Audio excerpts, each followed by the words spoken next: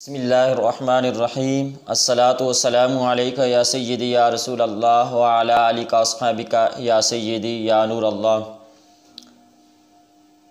मातम करना, सोग और नोहे पढ़ने के हवाले से आज का हमारा दर्स है। किसी मरने वाले पे मातम करना और नोहे पढ़ना ये शराए मुतहरा के अंदर हराम है और अहादीस मुबारका में इसकी ममानियत आई है। कोई भी इंसान फौत हो, चाहे सोग के दिन हो चाहे सोग के अलावा दिन हो, तो ये भी ज़हन नशीन करें तो कि सोग फ़कत 3 दिन है, 3 दिन के बाद सोग नहीं है। जैसा कि हदीस मुबारका में है, नबी करीम सल्लल्लाहु अलैहि वसल्लम ने फ़रमाया किसी मैयत पे 3 दिनों से ज़्यादा सोग करना जायज़ नहीं है। तो ये मुस्लिम शरीफ की हदीस है। फरमाया सिवाय उस औरत के जिसका शोहर फौत हुआ है उसके लिए 4 माह 10 दिन हैं।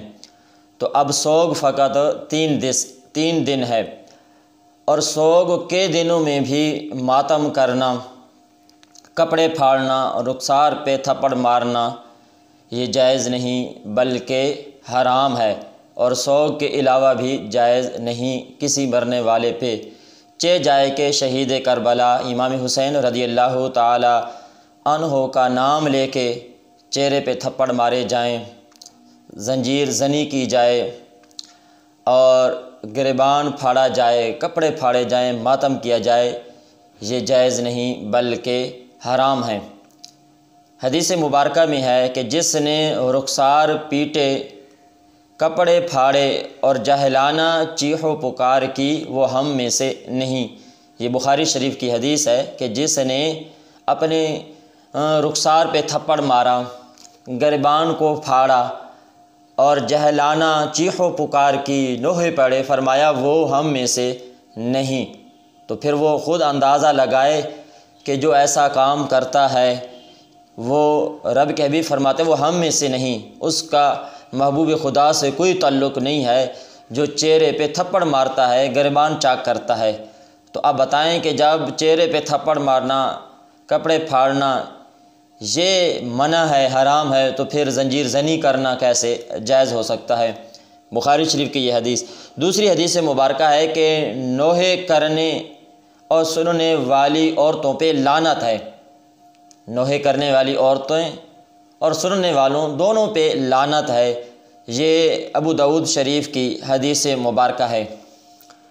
तो अब इस जुमला गुफ्तगू से साबित हुआ कि नोहा करना, मातम करना, रुखसार पे थप्पड़ मारना और 3 दिन के बाद सोग मनाना ये सब हराम है।